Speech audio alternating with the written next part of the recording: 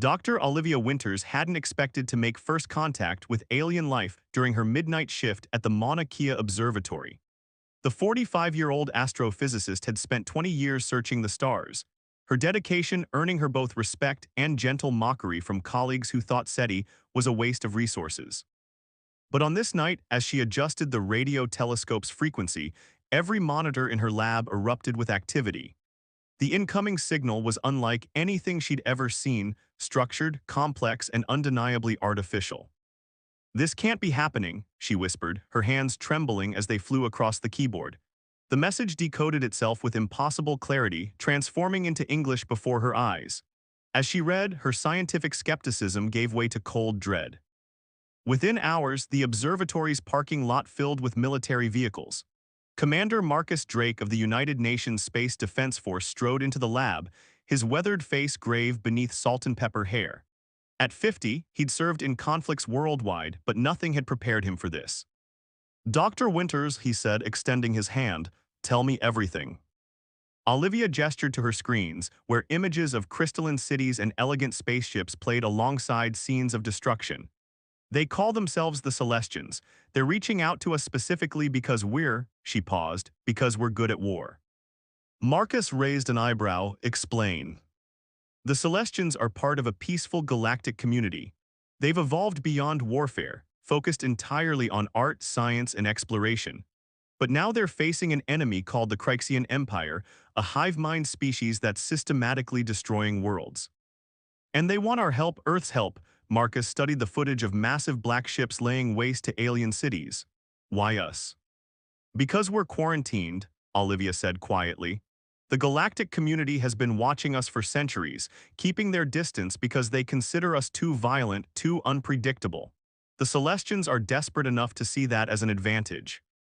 Within days, a secure facility in Colorado became the center of Earth's response to the alien crisis. World leaders gathered virtually, while military commanders and scientists worked to verify the Celestians' message and assess its implications. Dr. Winters and Commander Drake found themselves at the heart of it all, trying to convince humanity's leaders that this was both real and urgent. "The technical specifications they've shared are revolutionary," Olivia explained to the UN Security Council. "Faster-than-light travel, energy shields, quantum communications, they're offering to share it all in exchange for our help." "And if we refuse," asked the Chinese representative. "Then we watch as peaceful civilizations burn," Marcus answered, his voice firm. "And we wait for the Kryxians to eventually find us anyway." The debate raged for weeks. Some nations saw opportunity, others danger. Religious leaders grappled with the theological implications of alien life, while military strategists studied the Kryxian tactics with growing concern. In her temporary office, Olivia reviewed the Celestian data for the 100th time when Marcus knocked on her door. "They've reached a decision," he said. The UN Secretary-General addressed the world in a historic broadcast. Earth would answer the Celestians' call. A new organization, the Earth Defense Initiative, would be created to build humanity's first interstellar warship using Celestian technology. "It's happening so fast," Olivia said as she and Marcus watched construction begin on the massive shipyard in Earth orbit. "6 months ago, we thought we were alone in the universe. Now we're building warships to fight in an alien conflict." "We don't have a choice," Marcus replied, studying the preliminary designs for the ship that would be called HSS Prometheus. "The Kryxians destroy everything in their path. If we don't stop them out there, they'll eventually come here." The project drew the best minds from around the world. Dr. Rajesh Patel, India's leading quantum physicist, worked alongside Russian aerospace engineer Dr. Natasha Volkov and Brazilian AI specialist Dr. Joe Santos. Together with Olivia, they struggled to understand and implement the advanced Celestian technology. Meanwhile, Marcus assembled and trained the first crew of space warriors humanity would send to the stars. Captain Priya Patel, Dr. Patel's daughter and a decorated naval officer, was chosen to command the Prometheus. 3 months into construction, the Celestians sent another message. The Kryxians had taken 2 more worlds. The death toll was in the billions. "We're not ready," Olivia told Marcus as they worked late one night, surrounded by technical diagrams and tactical assessments. "The ship's barely half-built, the crew's still training." "We'll have to be ready," he cut her off, then softened his tone. You know what's strange? All my life I've trained for war, fought in wars, tried to prevent wars. Now we're taking our capacity for violence into space, but this time to protect peace. Olivia nodded slowly. The Celestians evolved beyond warfare and created something beautiful. We evolved through warfare and learned how to protect what matters. Maybe that's why the universe brought us together. The next morning, as the sun rose over the Rockies, Olivia and Marcus watched the latest transmission from the Celestians. Their ambassador, a tall, elegant being with luminescent skin, spoke directly to Earth's leaders. "We know we ask much of you," the ambassador said, their translated voice carrying both hope and sadness.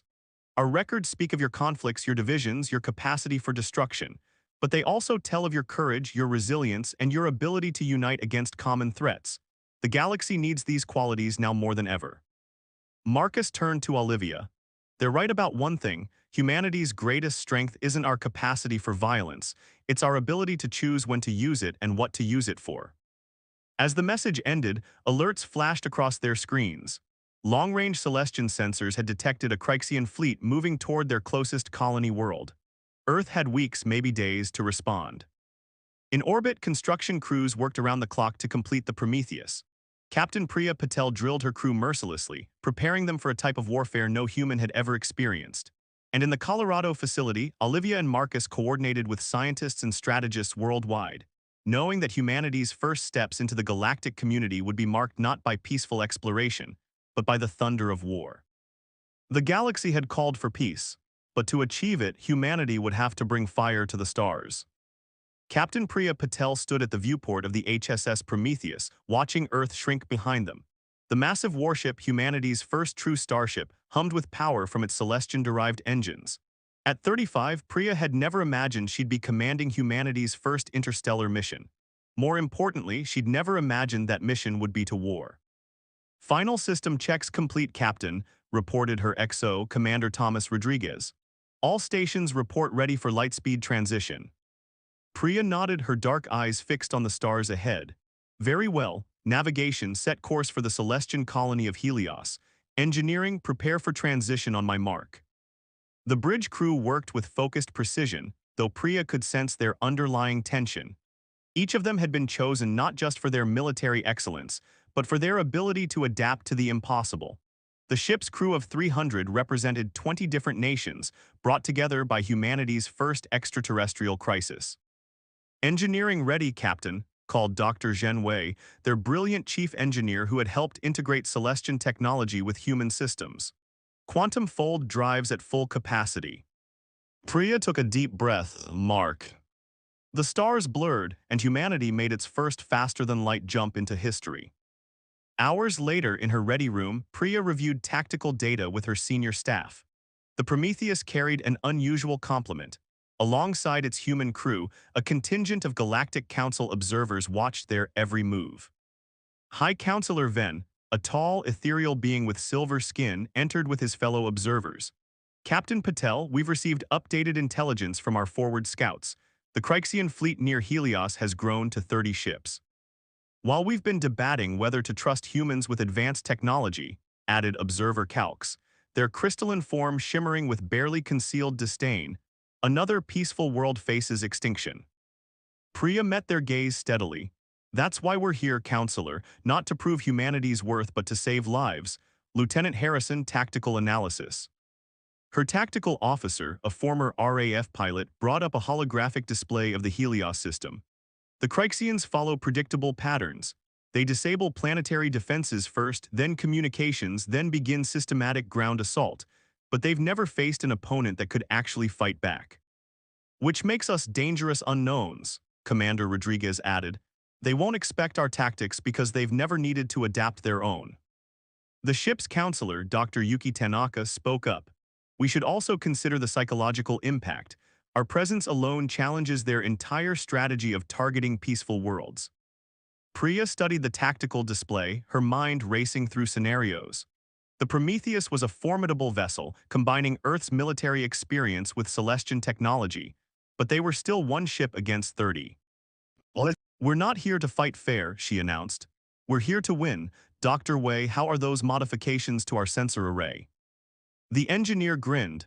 Ready, Captain. We can now precisely target their neural network frequencies. One good burst should disrupt their hive-mind coordination at least temporarily. Good, because we're going to need every advantage.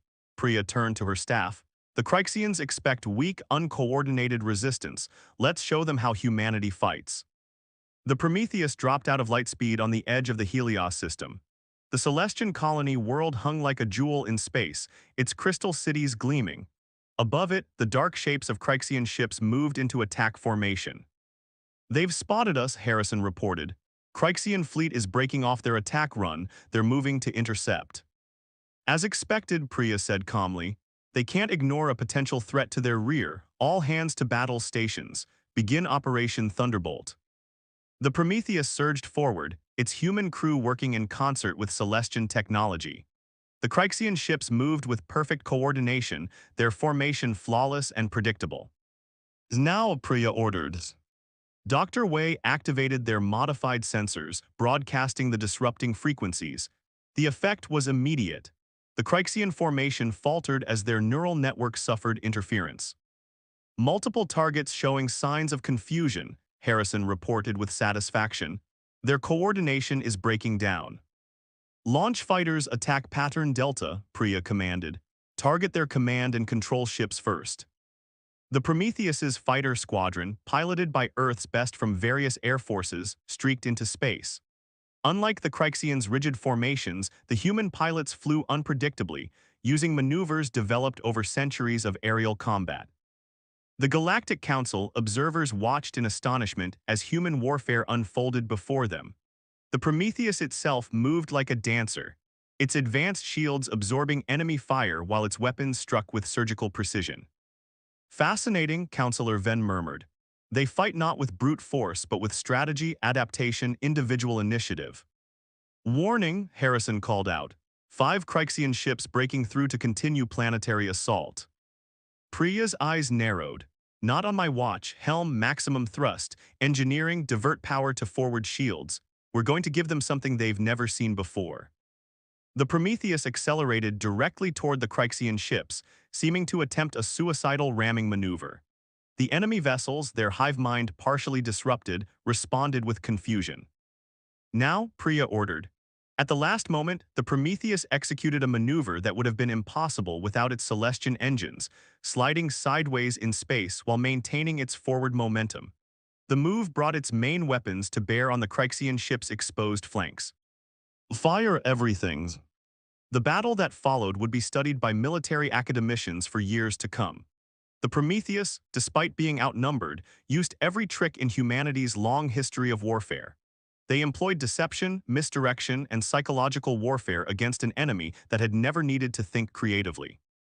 Hours later, the Kryxian fleet retreated in disarray, leaving behind 12 destroyed ships and no losses among the colonial population. The Prometheus had suffered damage but remained combat effective. In her quarters that evening, Priya recorded her log, while medical treated her minor injuries from a bridge console explosion. We've shown that humanity can make a difference in this war, she spoke quietly. Not because we're naturally violent, but because we understand the cost of violence. We fight smart because we know the price of fighting stupid. A call came from the bridge. The Galactic Council observers requested her presence. When she arrived, she found them gathered around the tactical display. Captain Patel, Counselor Venn began formally. We came aboard as observers, somewhat skeptical of entrusting advanced technology to a species known for warfare. We leave as advocates. Your victory today wasn't just about superior firepower. It was about intelligence, adaptability, and most importantly, restraint. Observer Calx nodded. You fought to protect, not destroy, perhaps. Perhaps this is why the universe preserved humanity's warrior spirit, not to wage war but to defend peace. Priya looked out at the stars, thinking of Earth, of Helios, of all the worlds facing the Kryxian threat. We're not here to conquer the galaxy, Counselor. We're here to ensure that peaceful civilizations can remain peaceful. That's worth fighting for. As the Prometheus began repairs, preparing for its next mission, news of the victory spread across the galaxy. More worlds reached out, seeking Earth's protection. The Kryxians, for the first time, faced an enemy that could match their ferocity with strategy. And in the ship's observation lounge, Priya watched her crew working alongside their alien observers. human and non-human learning from each other. Perhaps this was humanity's true destiny, not to bring war to the stars, but to remember how to wage it wisely, so that Lieutenant James Chen stood before an unlikely group of students in the converted Crystal Amphitheater on New Haven, the hastily established human military base on the edge of Celestian space.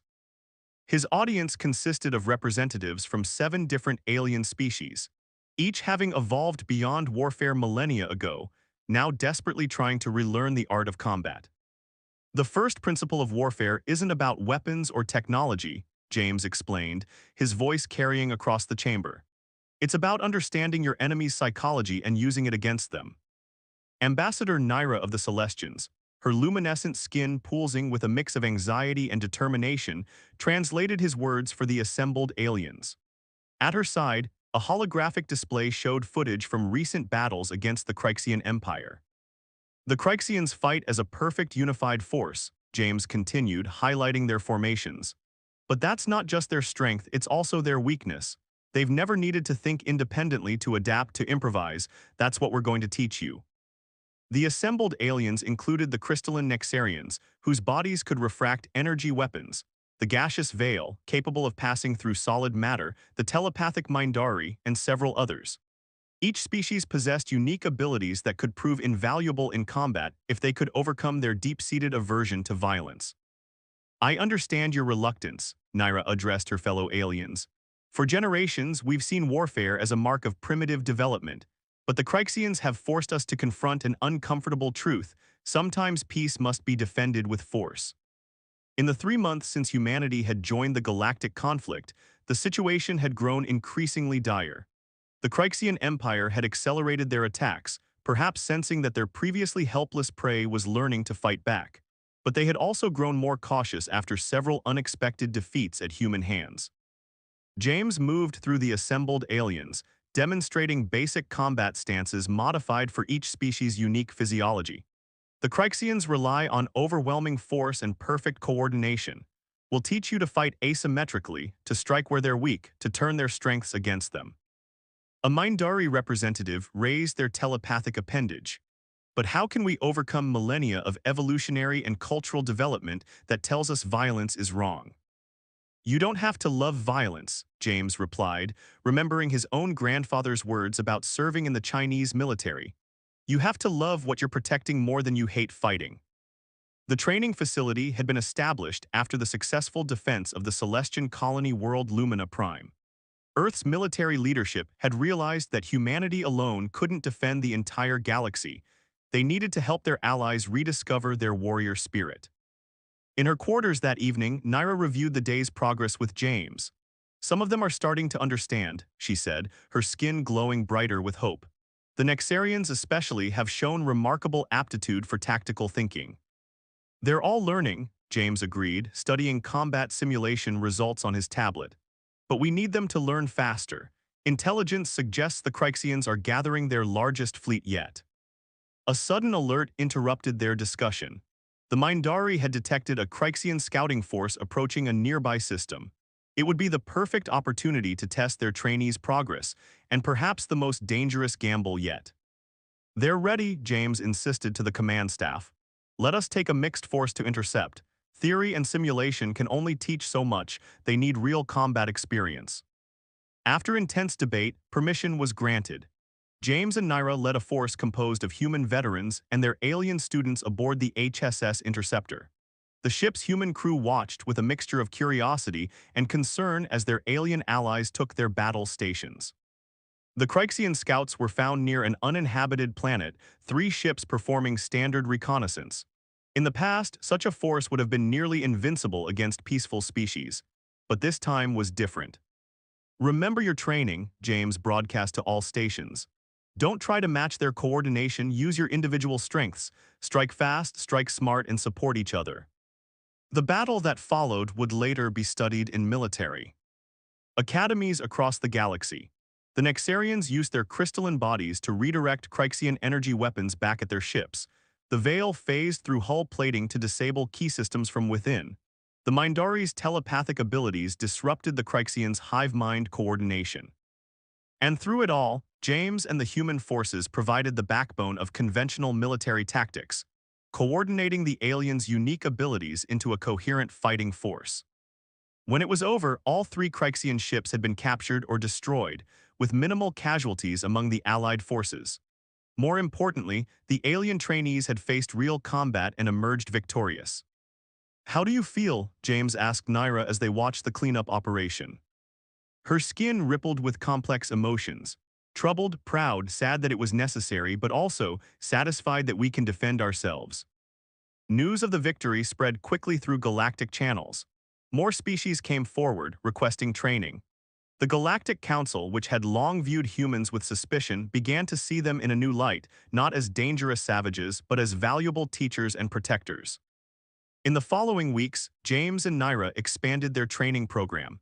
The alien warriors might never match humanity's natural aptitude for combat, but they were developing their own unique fighting styles, blending their special abilities with human tactical doctrine.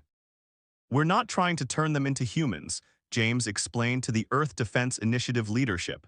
"We're helping them find their own warrior spirit, their own way of fighting." A month later, James stood before a new class of alien recruits. Behind him, his previous students, now combat veterans, helped demonstrate advanced techniques. The amphitheater was packed, and more species arrived each day seeking training. "The Kryxians believe that violence is their monopoly," he told the assembled aliens. "That peaceful species are easy prey. Together, we're proving them wrong. We're showing that those who love peace can still find the strength to defend it."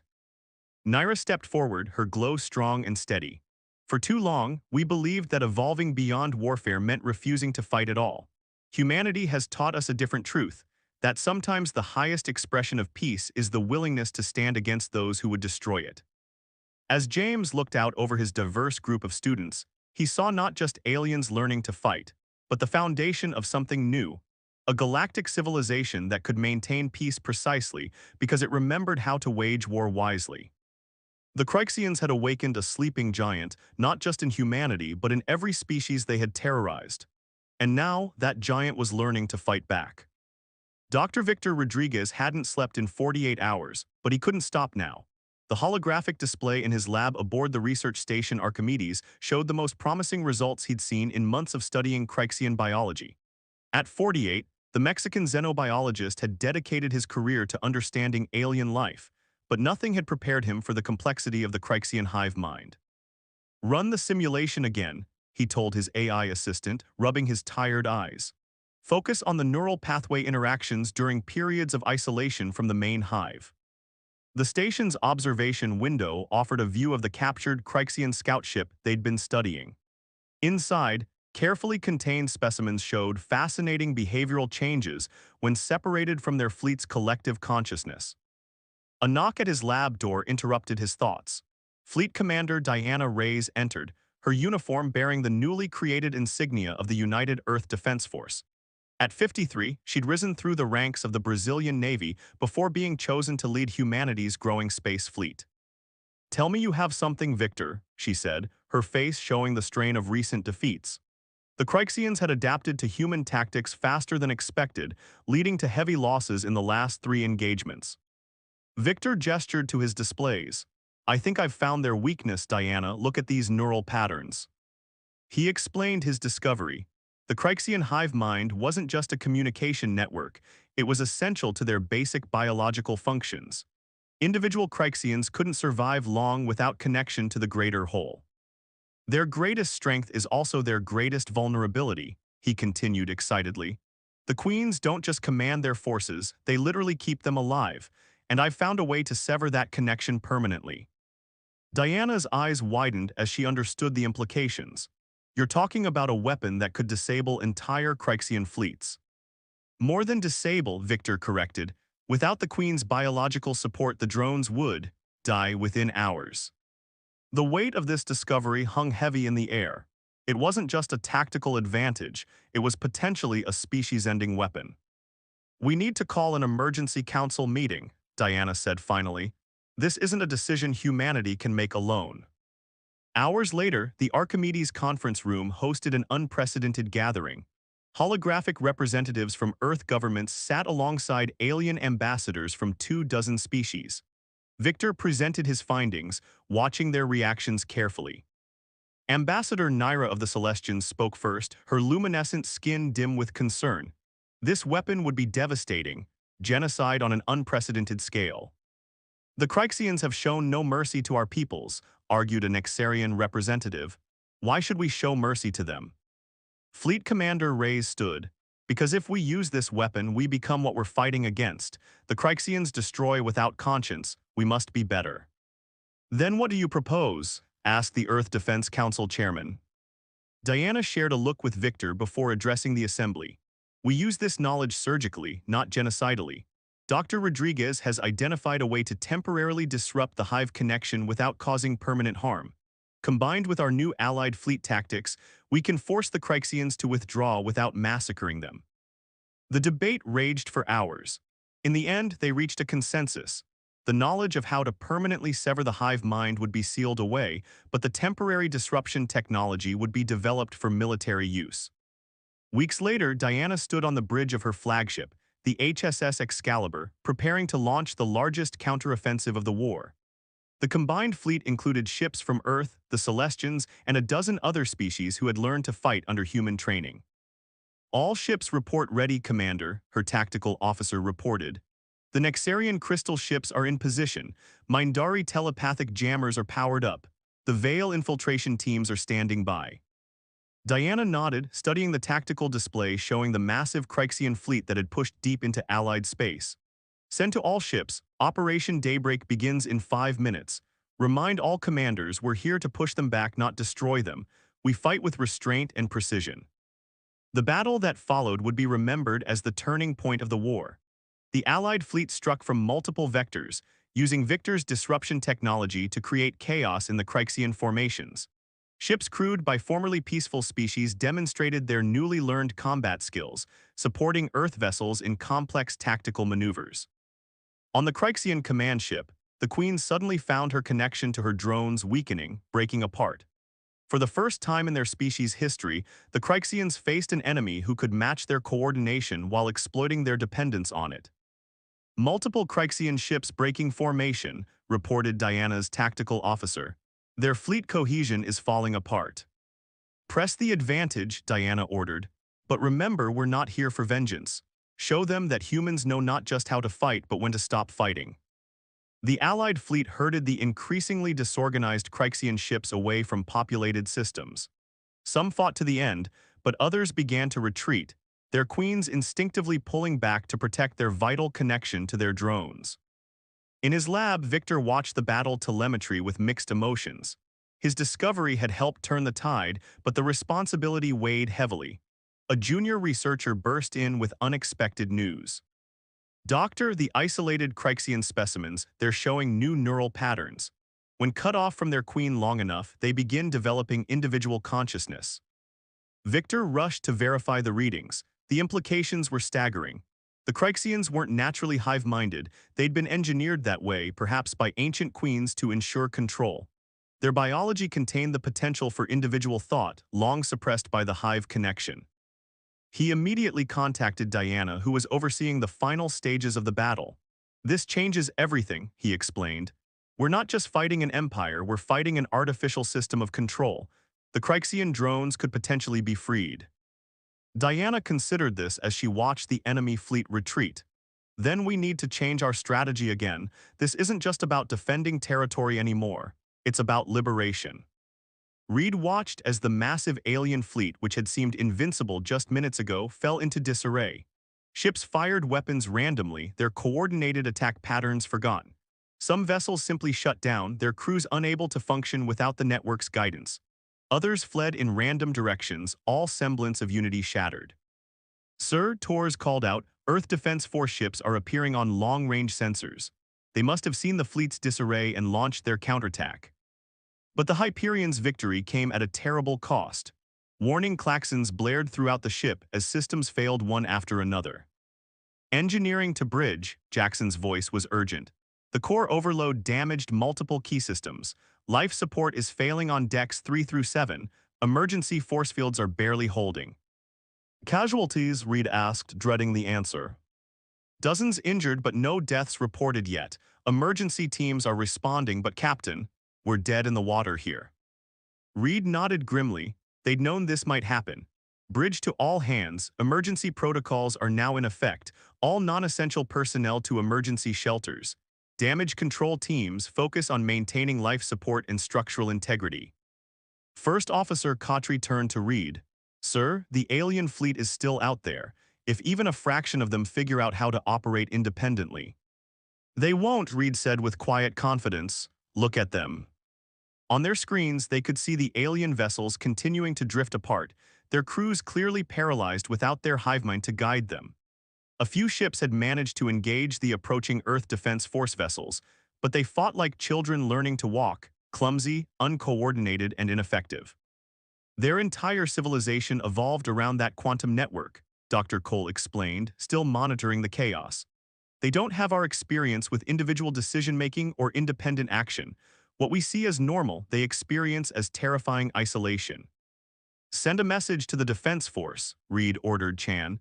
Tell them to focus on containing the fleet's scatter. These ships aren't a coordinated threat anymore, but we don't want them causing damage in their confusion. As the bridge crew worked to stabilize their crippled ship, Reed allowed himself a moment to appreciate the irony. The aliens had seen humanity's individualistic nature as a weakness, something to be corrected. Instead, it had proven to be the key to their defeat. One ship, acting independently and unpredictably, had done what an entire fleet of perfectly coordinated vessels could not have achieved. But their victory celebration would have to wait. The Hyperion was severely damaged, and there were still thousands of alien ships in Earth space, even if they were no longer acting as one. The immediate threat was over, but humanity's first interstellar conflict was far from finished. Captain Torres called out, Defense Force ships are moving to surround the scattered alien fleet. They're requesting instructions on how to deal with the disabled vessels. Reed looked at the tactical display, watching as Earth ships moved to contain the chaos his crew had created. Tell them to proceed with caution. These aliens need to learn a new way of existing as individuals rather than parts of a whole. Maybe we can help them with that, after we make sure they're no longer a threat to Earth. The battle was won, but the real challenge, teaching an alien civilization how to embrace chaos and independence, was just beginning. 3 days after the battle, the Hyperion drifted in high Earth orbit, its battle-scarred hull a testament to the desperate gamble that had saved humanity. Emergency repair crews swarmed around the ship like busy insects, working to restore its critical systems. Inside the ship's conference room, Captain Reed sat with his senior staff, facing a holographic projection of Earth Defense Force Command. The final numbers are in, Admiral Chen announced to the assembled officers. Out of the alien fleet of 3,000 ships, 800 managed to restore individual control systems and retreat. The remaining vessels have been secured by our forces, but it's what we've learned from them that's truly remarkable. The hologram shifted to show interior footage from one of the captured alien ships. The beings they saw were humanoid but clearly alien, tall, slender forms with iridescent skin that still pulsed weakly with the remnants of their quantum connection. They call themselves the Collective, Dr. Cole explained, having spent the last days studying the prisoners. Their entire civilization evolved around the quantum network. Every decision, every action was made through perfect consensus. The idea of individual thought was considered a primitive evolutionary stage they'd moved beyond. And now we've forced them back to that primitive state, First Officer Kotri observed grimly. Not exactly, Cole corrected. What's fascinating is how they're adapting. Some are embracing individual consciousness with remarkable speed, particularly the younger ones. They're evolving right before our eyes. Admiral Chen nodded, which brings us to their request. The remaining collective ships have asked for asylum. Asylum, Reed leaned forward, surprised. They tried to wipe us out 3 days ago. Those were the directives of the unified collective, Chen explained. But as individuals, many are questioning their society's choices for the first time. They want to learn from us specifically how we balance individual action with collective good. Lieutenant Torres shook her head in disbelief. So we didn't just break their fleet, we broke their entire civilization. We freed it, Jackson corrected from his seat. The engineer looked exhausted after days of emergency repairs, but his eyes were bright. They're discovering what we've known all along, that true strength comes from diversity of thought, not perfect uniformity. Reed turned to Dr. Cole. What about the ships that retreated? Could they rebuild the network, try again with another fleet? Unlikely, Cole replied. The knowledge of individual consciousness can't be unknown. Reports from our prisoners suggest the entire collective is fragmenting. Some want to maintain the old way, others are demanding change. Their perfect unity is shattered and it can't be put back together.